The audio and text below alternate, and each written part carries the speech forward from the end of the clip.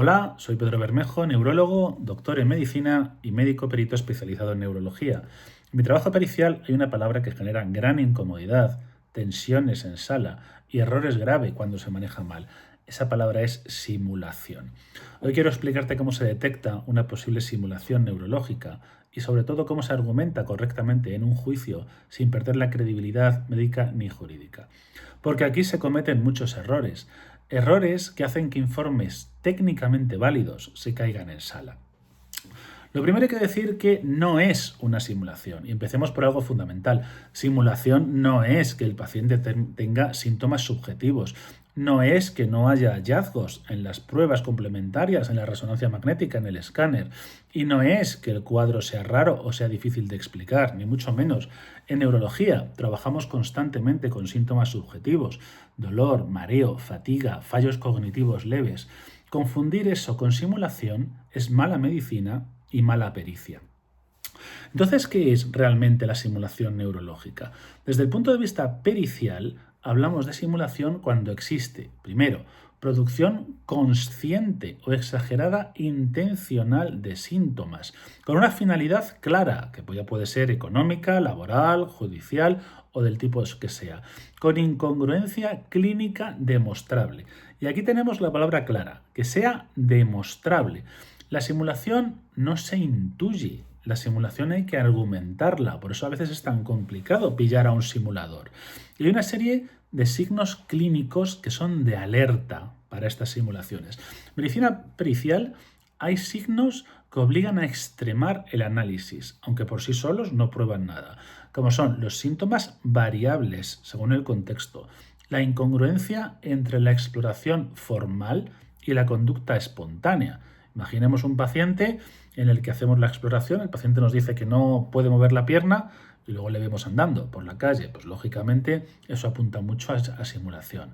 Déficits que no respeten la neuroanatomía. Imaginamos un nervio que afecta una parte muy concreta del cuerpo y vemos que la lesión parece que es de ese nervio, pero luego el paciente incluye síntomas y signos de otras zonas del cuerpo. Pues ese tipo de cosas no cuadran.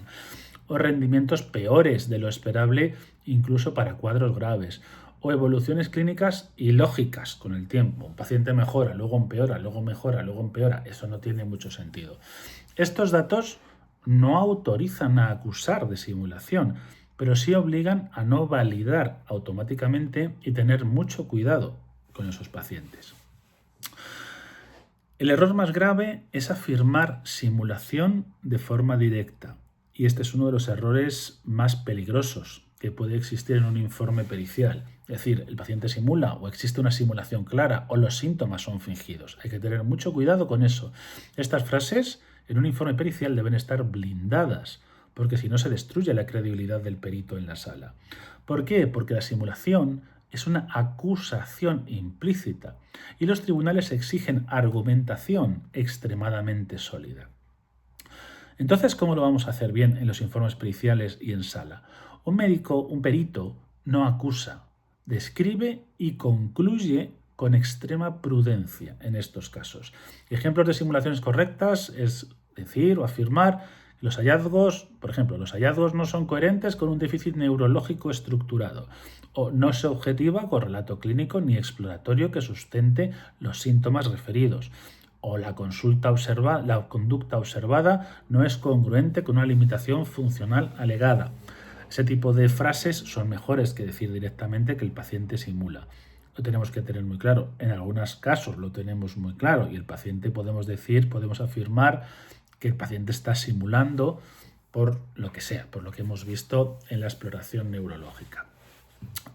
Es importante no validar el daño sin necesidad de afirmar una simulación. Eso es importante y en los juicios es mucho más sólido. Es mucho más sólido defender una incongruencia a afirmar directamente que un paciente está simulando, que también lo podríamos llegar a hacer en situaciones concretas.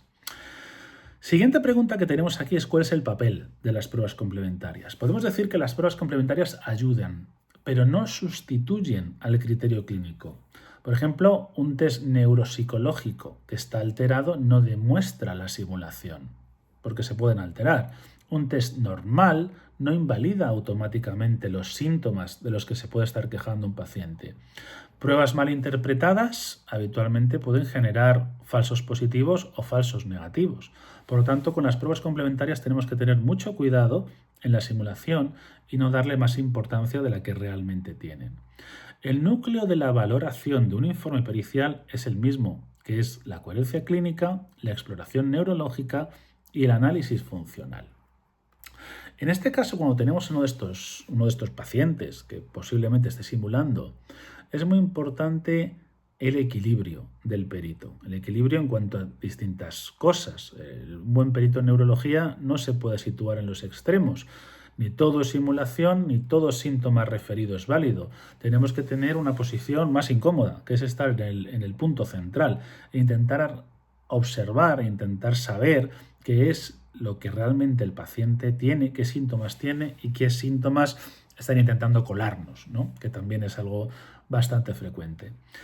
Hay que decir lo que se puede sostener científicamente, aunque no guste a ninguna de las partes. A veces no les gustan las aseguradoras, a veces no les gusta a los lesionados, ¿no? Dependiendo de todos los intereses económicos que hay aquí detrás. Y este tipo de pericia se resiste a la contradicción, decir las cosas realmente como son.